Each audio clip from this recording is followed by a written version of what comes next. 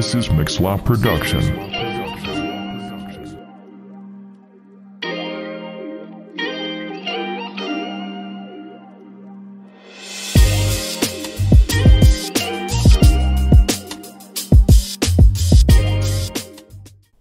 Hello tout le monde, re-bienvenue à Solideo Gloria Podcast et on est de retour avec la partie numéro 2 sur l'origine de Jésus, comme quoi ce n'est pas simple d'aborder ce thème, c'est assez complexe, n'empêche. Je pense qu'on va devoir se représenter parce que cette vidéo, je sais pas quand est-ce qu'elle va sortir, 4 semaines ou 2 semaines. Et du coup, je m'appelle Jimroy Okendo Balthazar, 28 ans. Je viens de l'église hispanophone évangélique de Carouge et je sers dans diverses fonctions aussi. Et puis aujourd'hui, j'ai réinvité, bon, ça fait pas longtemps, mon pasteur et puis aussi Joël. Et je vais vous laisser vous présenter et puis répondre à la question d'introduction qui va briser la glace, j'espère. Bon, elle a déjà été brisée, mais sur quel est le parfum de glace préféré de chacun. Okay, vous pouvez dire 2 ou 3. Voilà. Je m'appelle Joël, j'ai encore 32 ans parce qu'on a tourné l'épisode pendant que j'avais 32 ans. C'est bien. Voilà. Je fais encore des études de théologie et mon parfum de glace préféré, c'est Stracciatella. Je le dis à l'italienne, je suis sicilien en moitié. Et du coup, voilà, moi, je prends souvent Stracciatella. J'aime beaucoup. Très bien, donc moi, c'est Angel Garcia. Je suis effectivement le pasteur de cette église à Carouge, hispanophone. Et je suis très content de pouvoir poursuivre ce podcast avec Jim et avec Joël. Et puis ma glace préférée, c'est toutes les glaces. Donc moi, je suis assez gourmand pour ceux qui me connaissent, mais je vais dire quand même, j'aime bien le citron vert. Donc voilà. Citron vert, c'est pas mal. Ça dépend où. Elle est plus amère que... Voilà, parfois j'aime bien aussi le... Top. Alors moi, non, c'est pas le citron vert, ni Stracciatella, c'est le coco. Le coco, et je préfère le prendre tout au fond là-bas parce qu'il y en a 2 à Carouge. Il y en a un qui est où il y a les parapluies et puis de l'autre côté où c'est pas très bon. C'est plus cher en plus. Moi, je vais là où il y a les parapluies aussi. J'aime bien. Voilà, c'est super bon. Et du coup, voilà, on vous fait la petite pub pour aller manger des glaces. C'est pas mal aussi. Du coup, on continue et puis on va parler justement sur... on va le faire plus pratique parce qu'on va parler justement sur l'incarnation de Jésus. Et les 2 questions qu'on abordera maintenant, je vous l'ai dit, c'est comment expliquer l'incarnation de Jésus, parce que c'est complexe quand même. Et comme je l'ai redit avant, j'ai invité un pasteur et un gars qui fait de la théologie aussi, et qui vont répondre à ces questions, et puis votre serviteur aussi. Et puis la deuxième question qui est, quel est le but de son incarnation ? Du coup, commençons par la première question. Qui veut répondre en premier ? Qui se lance ? Comment expliquer son incarnation ? Tu veux y aller ? Comme tu veux. Vas-y. Bon, alors effectivement, on a déjà parlé de Jean, l'évangile de Jean.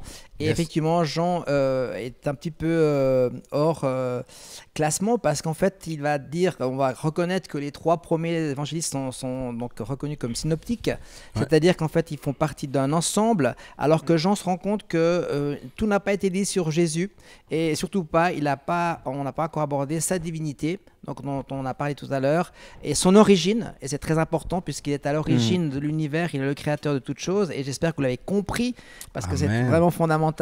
Et puis dans ce même évangile de Jean, chapitre 1, effectivement, c'est Jean qui donne déjà la réponse dans Jean 1, 14, et la parole s'est faite homme.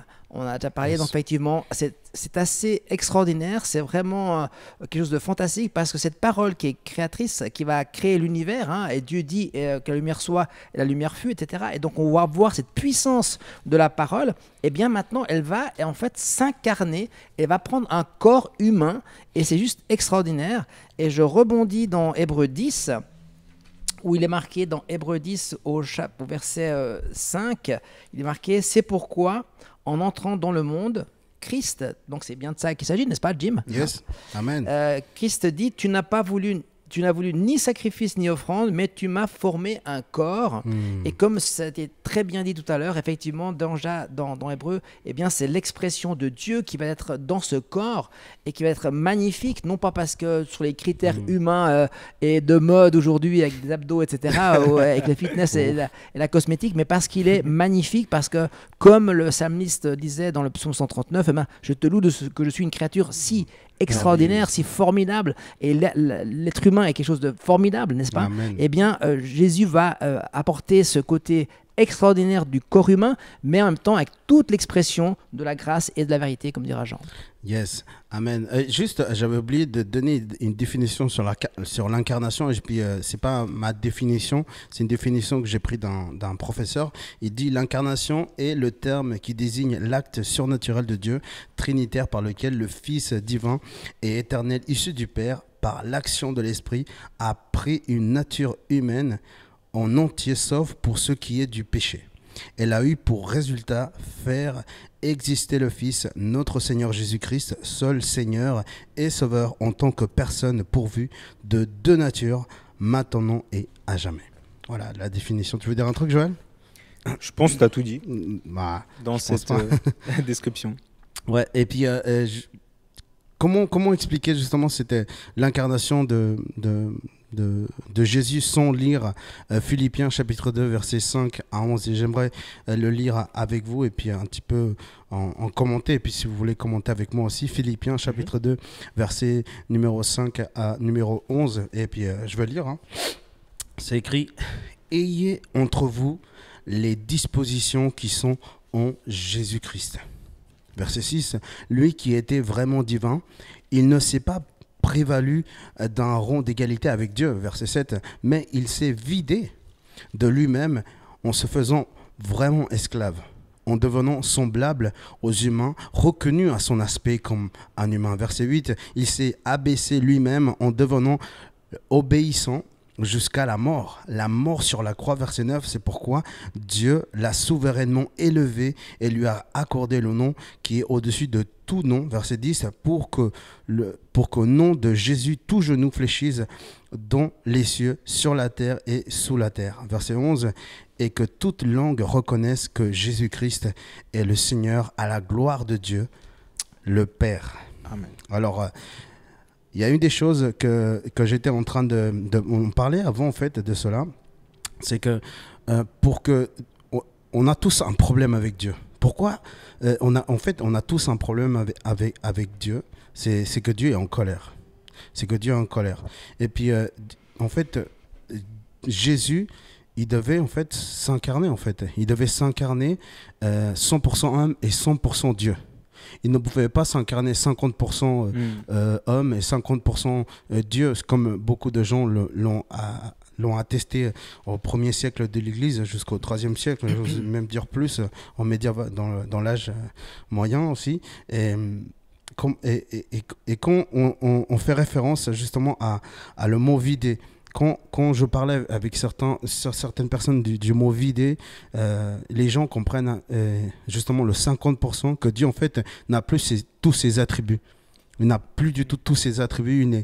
Et pourtant, on l'a bien expliqué avant, qu'est-ce qu'il a dit au vent et à la marée, et puis même à la mer, il a dit: calme-toi, tempête.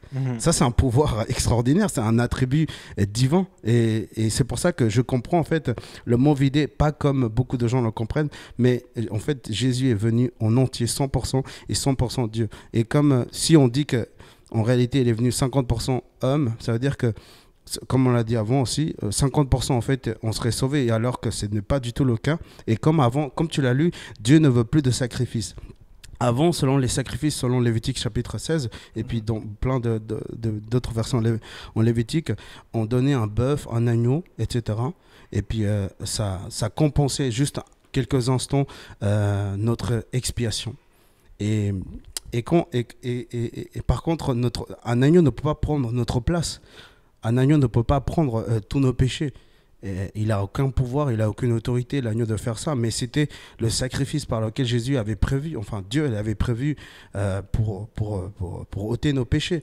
Mais il fallait que justement le Dieu, Jésus, vraiment s'incarne en homme, afin qu'il puisse vraiment nous ôter, nous expier tous les péchés. Parce que aujourd'hui, plein de gens ne comprennent pas l'incarnation de Jésus, parce qu'ils ne lisent pas la parole. Ils ne lisent pas Philippiens, ils ne lisent pas les écrits de Jésus, et c'est mort. Et quand en faisant esclave, voilà, il s'est vidé, et en se faisant vraiment esclave, Jésus est venu dans ce monde en esclave, en tombant. C'est écrit doulos, ça veut dire serviteur aussi. Il est venu non pas pour être servi, mais pour servir les autres. Et comme vous l'avez dit avant, je ne sais pas si vous allez le dire, mais Jésus, en fait, J'ai oublié ce que vous avez dit. Je l'avais en tête. Aïe, aïe, aïe. Il est 100% homme et 100% oui, Dieu. Non, mais vous avez dit autre chose. C'était super intéressant que vous avez dit. J'ai oublié. Oui, il était venu chercher ce que... récupérer ce qui a été perdu. Exactement. Ouais. Et puis, c'est vrai. Et moi, je vais parler après de ça, mais je vous laisse intervenir à vous, peut-être, avant que je parle sur autre chose. Très bien, en tout cas, ce qui était clair, c'est que, comme tu l'as dit, effectivement, il est cet agneau de Dieu. Ouais. Et c'est important parce que c'est un agneau de Dieu qui est parfait. C'était déjà dans la figure de l'Ancien Testament, on voit très bien qu'on devait apporter un agneau sans tâche, sans défaut. Voilà, c'est d'ailleurs ce qui est reproché quand certains le faisaient de manière un petit peu incorrecte. Donc c'est important que cette offrande soit vraiment une offrande correcte. Et puis on voit que cette offrande, il s'est incarné pour être une offrande qui soit agréable à Dieu et qui paye complètement nos fautes. Alors on faisait allusion effectivement tout à l'heure en aparté, c'est qu'il est venu chercher et sauver ce qui était perdu. Ouais. Et en fait, une brebis ou un agneau, en fait, c'est Pécora, en fait. Et Pécora, c'est l'origine de péché. En fait, l'agneau, la brebis n'a pas cette notion de l'orientation.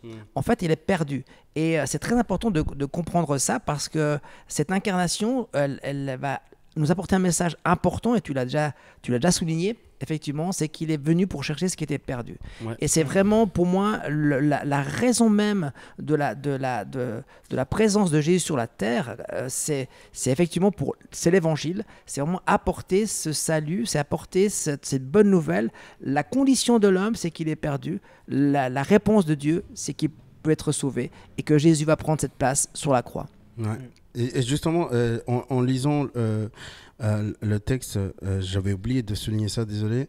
C'est dans mon texte, c'est écrit en se faisant, c'est normalement la traduction exacte, c'est il a pris forme en fait. Il a pris forme d'esclave, d'être humain.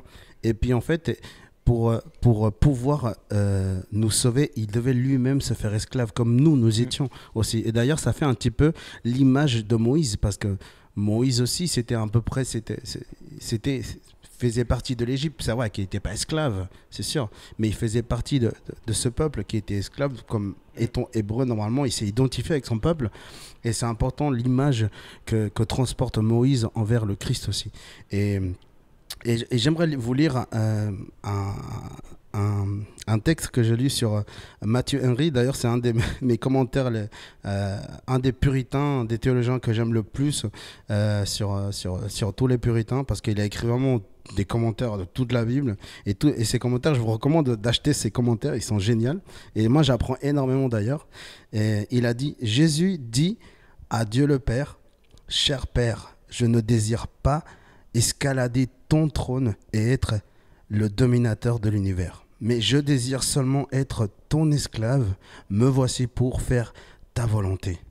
Je veux faire seulement et toujours ce qui te plaît. » Voilà ce que Matthew Henry dit. En fait, je ne sais pas si vous savez, mais les puritains, c'était des puristes. Hein. Bon, j'avoue, ils allaient un peu trop dans l'extrémité aussi. Ils brûlaient, des gens, on ne va pas dire, mais ça fait un petit peu mal pour ceux qui suivent les puritains. Mais c'était des gens qui étaient bons. D'ailleurs, c'était la continuité du calvinisme en Angleterre, hein, les puritains. Et ce qu'il dit, en fait, Matthew Henry, c'est tellement bon, et ça fait référence, un peu écho à Satan, l'image de ce roi qui descend comme une, je sais pas comment on dit en français, un éclair, voilà. Éclair. Et puis en fait, voici la différence entre l'homme qui a envie de vraiment plaire à Dieu, l'homme Jésus qui s'est incarné, qui a voulu plaire et qui a fait la volonté du Père, tandis que Satan, qui était un des êtres les plus géniaux, l'ange par excellence, qui a voulu ressembler à Dieu. Mais tandis que le verset nous dit, le verset 5 et 6, il dit « Ayez entre vous les dispositions qui sont en Jésus-Christ, lui qui était vraiment divin, il ne s'est pas prévalu d'un rang d'égalité avec Dieu. » Donc quand il était là, il a obéi totalement ce que disait le Père. En fait, J'aime cette image, mais c'est vrai que c'est pas la bonne image sur la Trinité, sur le soleil, le rayonnement et puis la sensation qu'on peut ressentir. J'avoue que c'est pas le meilleur exemple, mais c'est vrai que on voit vraiment Dieu le Père comme soleil et les rayons de soleil de Jésus. Et tout d'un coup, justement, ça fait référence à ce que l'incarnation peut faire en nous, cette bonne chaleur que peut nous apporter comme message la bonne nouvelle. Ouais. Moi, j'aimerais rebondir sur le texte que tu viens de lire dans Philippiens, chapitre 2, parce que moi, j'ai une autre version que la tienne, et je trouve qu'elle est aussi intéressante. Vas-y. La S21. Tu dis qu'elle est mauvaise, la mienne ? Non. tu veux débattre ? Moi, d'ailleurs, je trouve que c'est bien de prendre différentes versions pour attraper la plus correcte définition.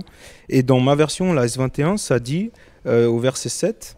Mais il s'est dépouillé lui-même en prenant une condition de serviteur, en devenant semblable aux êtres humains. Et c'est ça, je trouve très important de comprendre. Il devient semblable aux êtres humains. Sous-entendu qu'il n'en est pas un. Il n'est pas un être humain, il devient semblable aux êtres humains. Donc il nous ressemble, en fait. Il vient nous ressembler.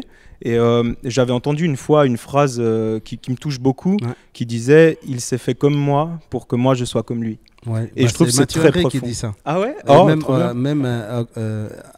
Le Saint Augustin d'Hippone, il dit ça aussi. Bon, les deux, ils le disent. Ouais. C'est une très bonne phrase, d'ailleurs. Hein. Il s'est fait comme moi pour que moi je sois comme lui. Je crois que c'est le but de lui ressembler. Exactement. C'est profond.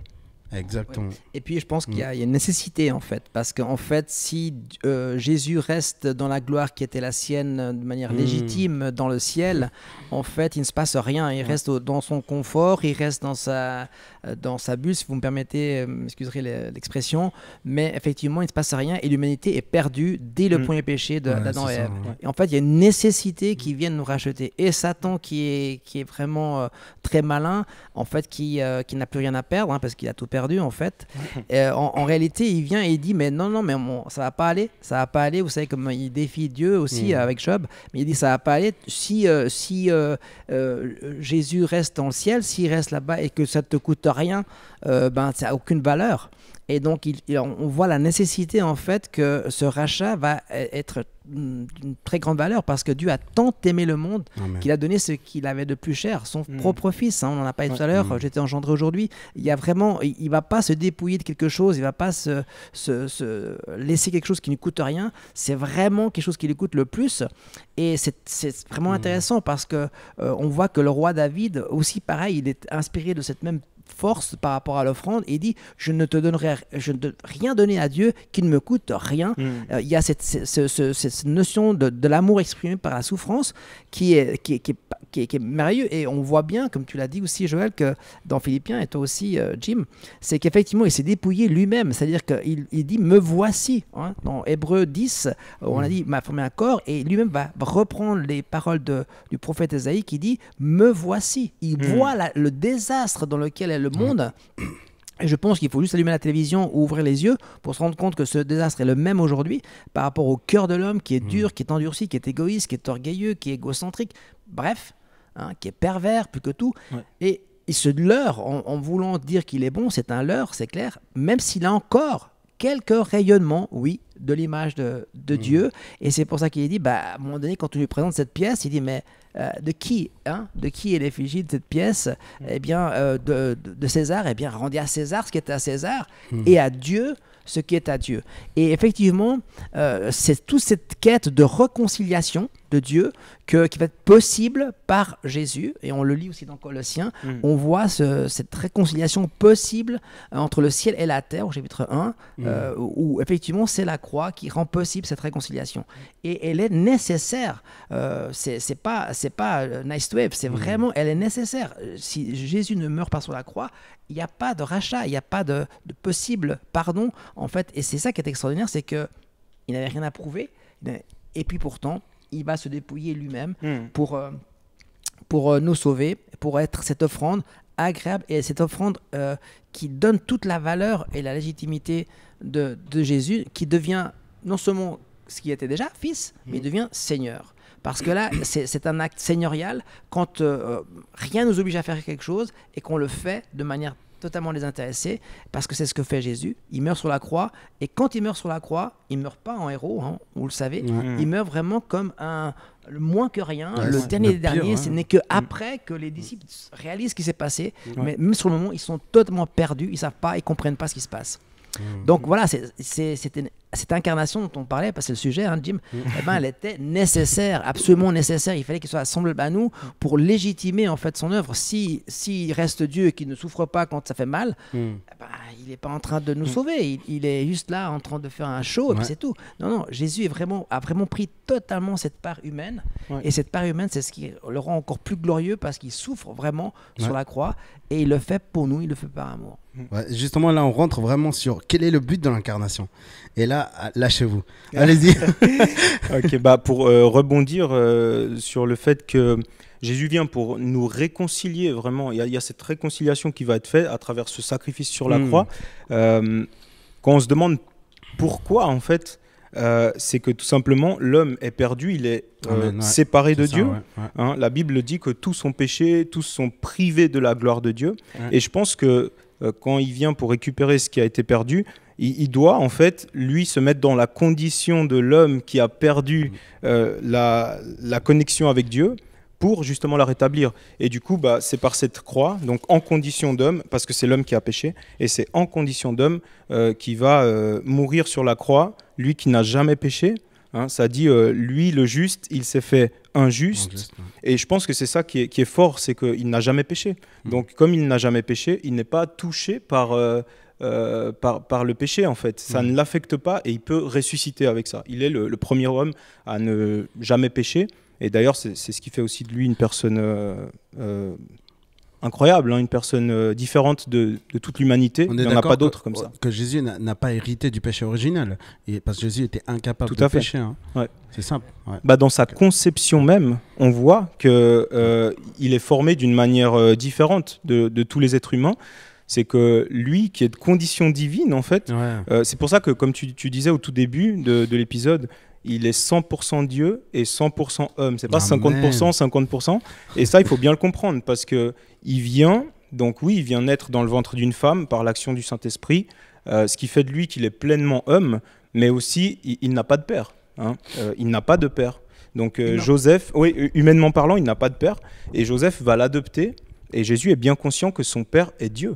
Donc, il a Dieu pour père et il a Marie qui est une femme pour mère. Donc, ça fait de lui qu'il est 100% homme par Marie et il est 100% Dieu par Dieu le Père. Amen. Génial. Et moi, j'aimerais juste lire un verset dans la Bible je vais prendre un peu de temps quand même pour en parler. Hébreux chapitre 2, versets 14 à 18. C'est c'est une réponse à cette question. Les deux raisons pourquoi est-ce que Jésus, quel était son but en fait dans son incarnation. Une, c'était pour mourir notre mort et pour vivre notre vie. Et vous allez comprendre pourquoi je dis ça. C'est vrai qu'au début, c'est un petit peu, je vous comprenais pas, mais en lisant le verset, vous allez mieux comprendre et puis je vais l'expliquer. Hébreux chapitre 2, verset 14 à 18.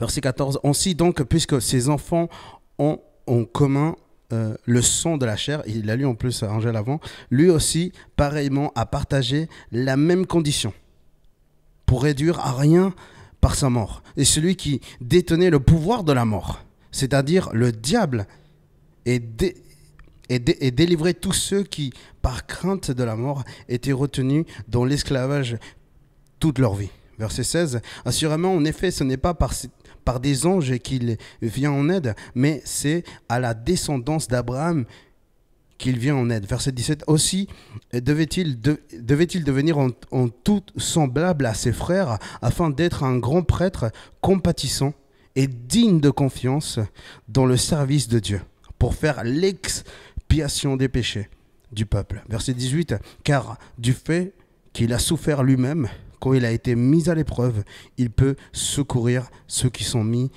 à l'épreuve. Donc, première raison, pourquoi de son incarnation, c'est parce qu'il devait mourir notre mort.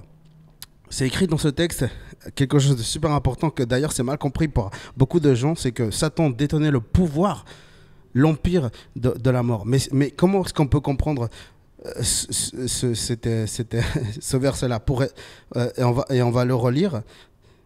Voilà, c'est écrit dans le 15, oui.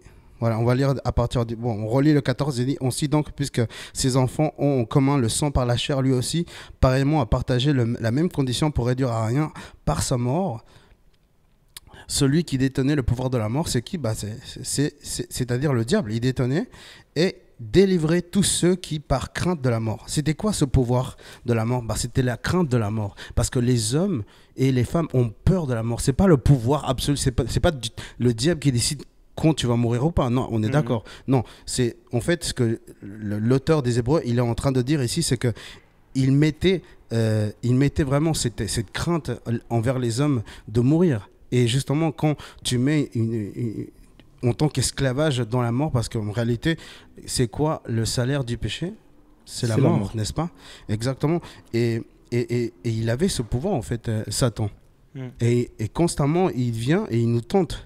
Et il nous tente, et encore, et encore. Et regardez, c'est écrit après, en verset 17, « Aussi devait-il devenir en tout semblable à ses frères, afin d'être un grand prêtre compatissant et digne de confiance dans le service de Dieu pour faire l'expiation des péchés du peuple. » Et dans le verset où c'est écrit ange, c'est écrit, je le vois plus. Bon, c'est écrit que normalement Jésus n'est pas venu en tant qu'ange, hein, parce qu'il fallait pas qu'il expie les péchés des anges. Non, pas du tout. C'est le verset 16. Le verset 16. Ok, assurément, le verset 16. Assurément, en effet, ce n'est pas à des anges qu'il vient en aide. Non, pas du tout. Il n'est pas venu en tant qu'ange. Il est venu en tant qu'homme pour régler le problème humain.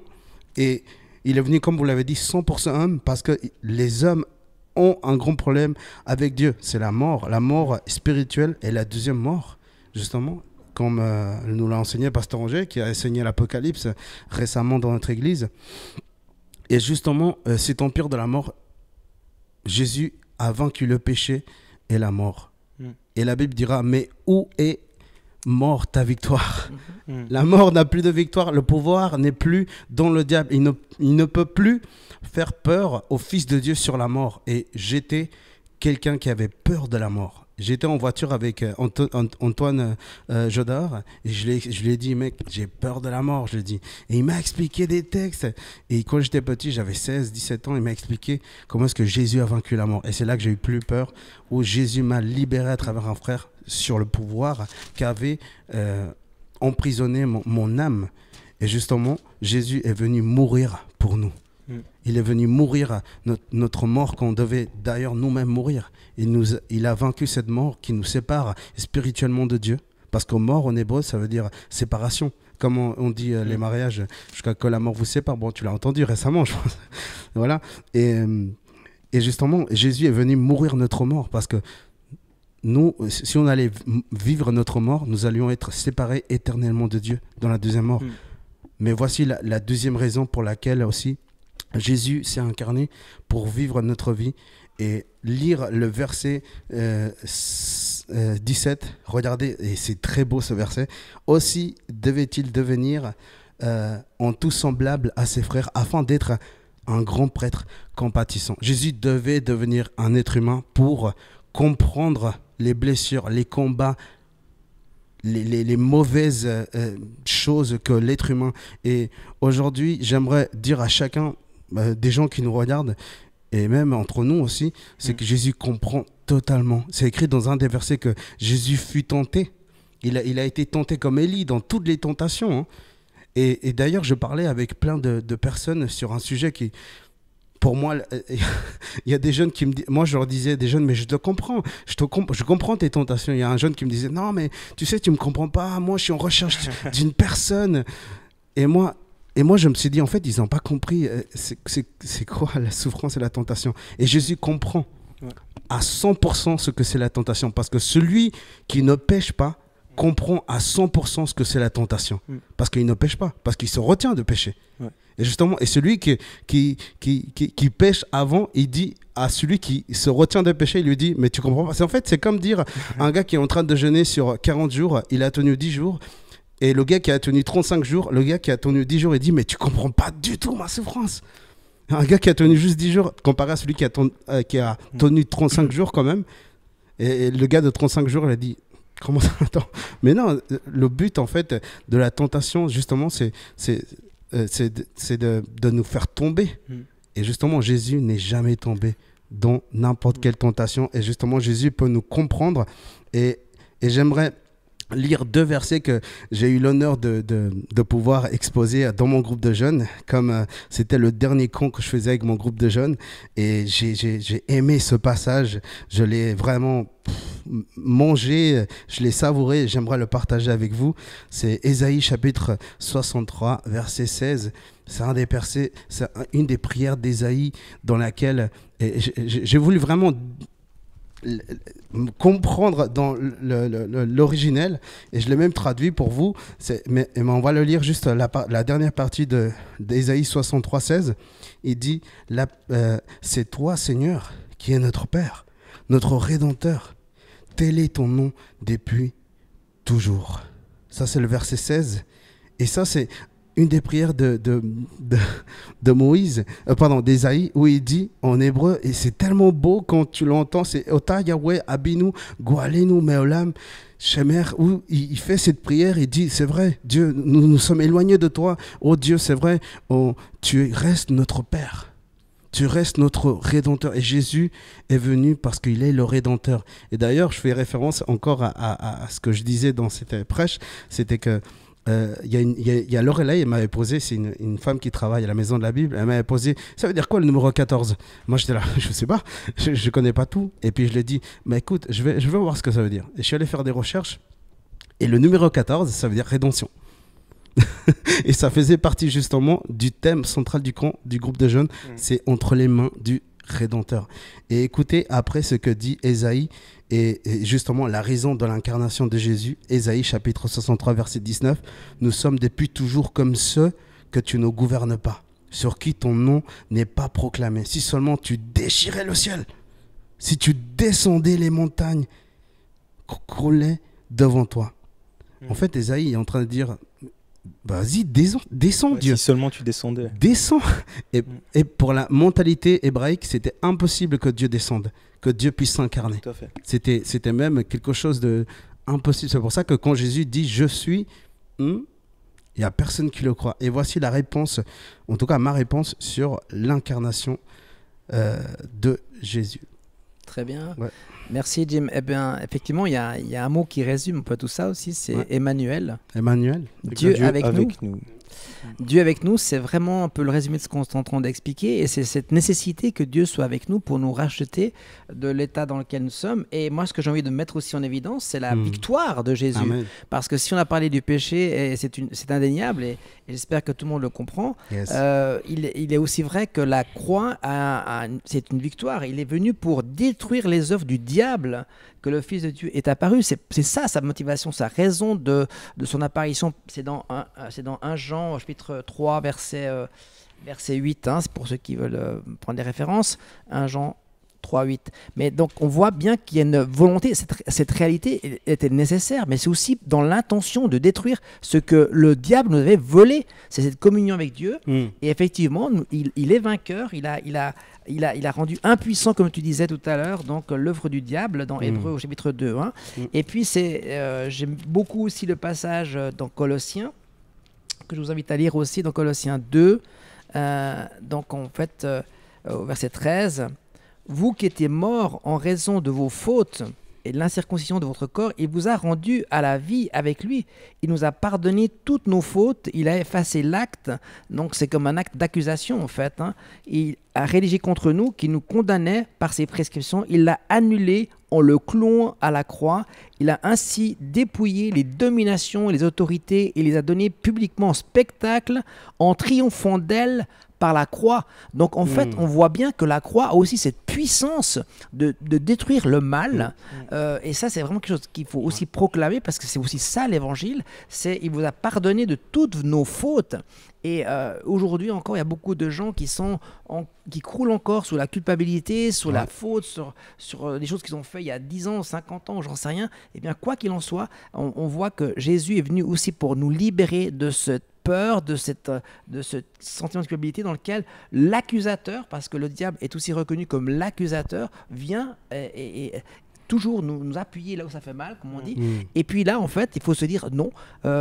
Par la foi en Jésus-Christ, eh bien, nous sommes plus que vainqueurs, nous dirons aussi l'apôtre Paul. Et donc, c'est bien cet acte sur la croix qui va vaincre le mal et qui va vaincre le péché et qui, comme tu l'as dit aussi, va nous donner cette liberté et cette vie éternelle. Amen. Parce que c'est bien ça qui est la promesse du Seigneur dans Jean, c'est cette vie éternelle. Yes. Et c'est vrai, tu m'as fait souvenir parce que avant j'avais assisté à une conférence d'Henri Blocher, il avait dit quelque chose pareil à ce que tu as dit. En fait, la réponse au mal, c'est la croix. Et c'est vrai, et il a dit quelque chose que j'ai noté, j'ai énormément aimé, j'ai d'ailleurs fait un post dans mon Instagram, il a dit « Si le mal est rentré par un événement historique, il est vaincu aussi par un événement historique. » Et aujourd'hui, on se souvient tous de Jésus-Christ, ce qu'il a fait à la croix. La mort n'a plus de pouvoir, Jésus est vainqueur, et si Jésus est vainqueur, nous sommes co-héritiers, comme le dit un de nos prédicateurs dans notre église, nous sommes plus que vainqueurs. Hein. Et c'est vrai, merci d'avoir partagé ça, Angèle. Tu voulais dire un truc, Joël, je t'ai coupé? Non, pas du tout. Je pense que c'est important de remarquer que tu mentionnes le péché, tu parles de cette condition de péché, et toi tu mentionnes la croix. C'est vraiment un tout, il faut comprendre dans quelle condition est l'être humain depuis Adam, en fait, où le péché est entré dans le monde et par le péché la mort. Je pense qu'il faut comprendre que la mort atteint tous les hommes et on est séparé de Dieu.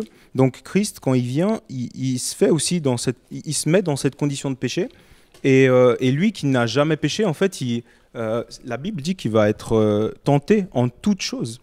Donc lui, comme tu disais avant, il peut nous comprendre parce que même s'il est Dieu et qu'il est supérieur, il peut nous comprendre parce qu'il s'est dépouillé lui-même, il est venu en condition d'homme et il a vécu dans un corps d'homme et il a été tenté aussi par Satan et on peut le voir dans sa tentation au désert pendant 40 jours où Satan essaye de le tenter.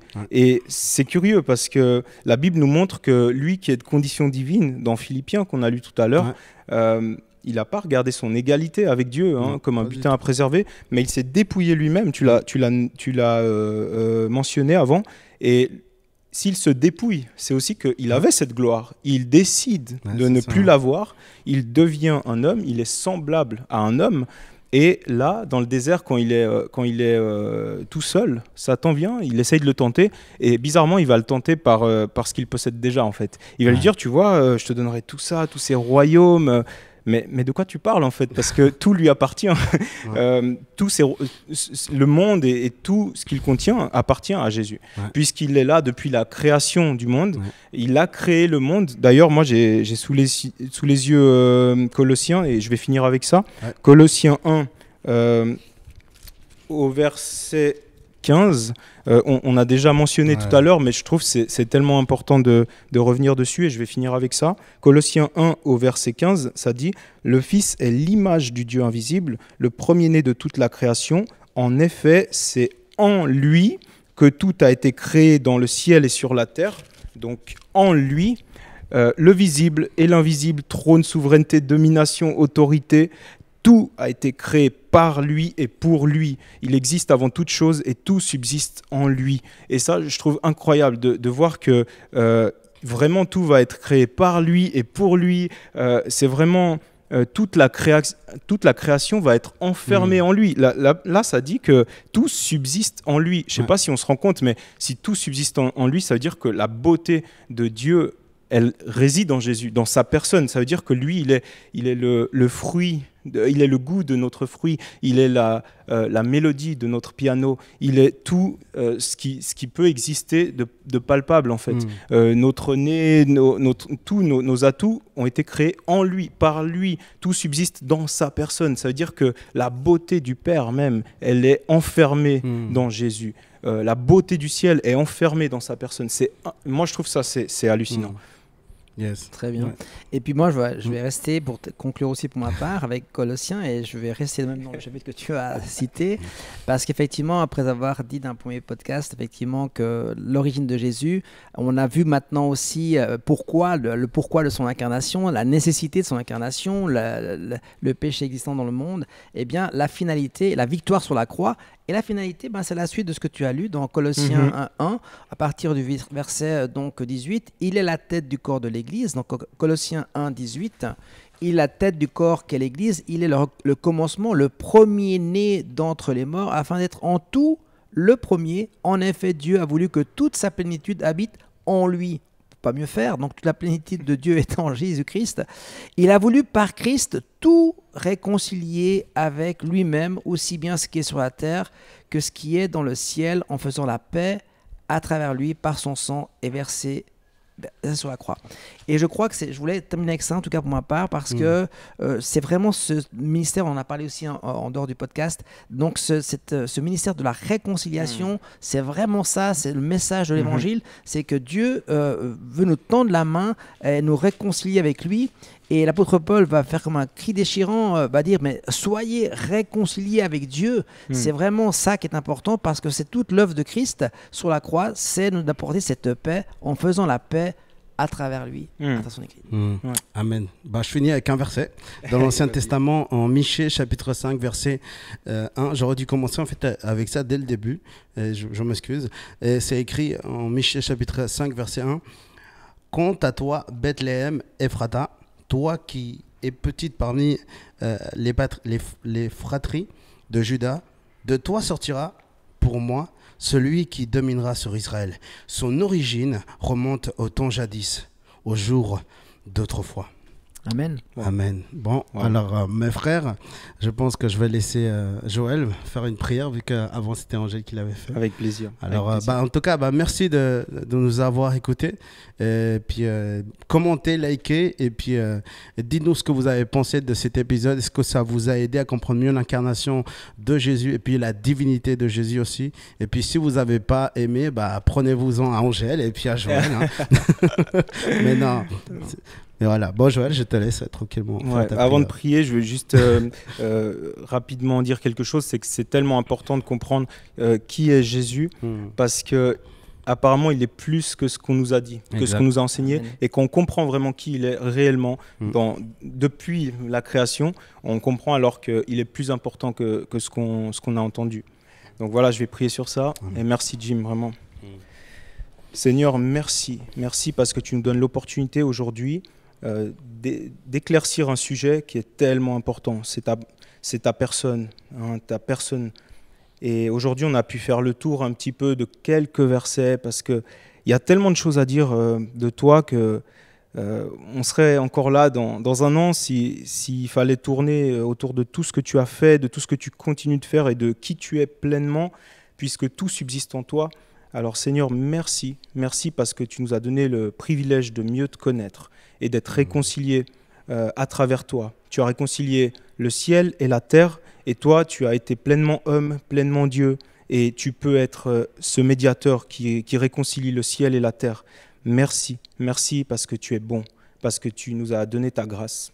Et on te glorifie, on t'honore, à toi la gloire, à toi l'honneur pour qui tu es, pour ce que tu as fait en nous et pour ce que tu continues de faire.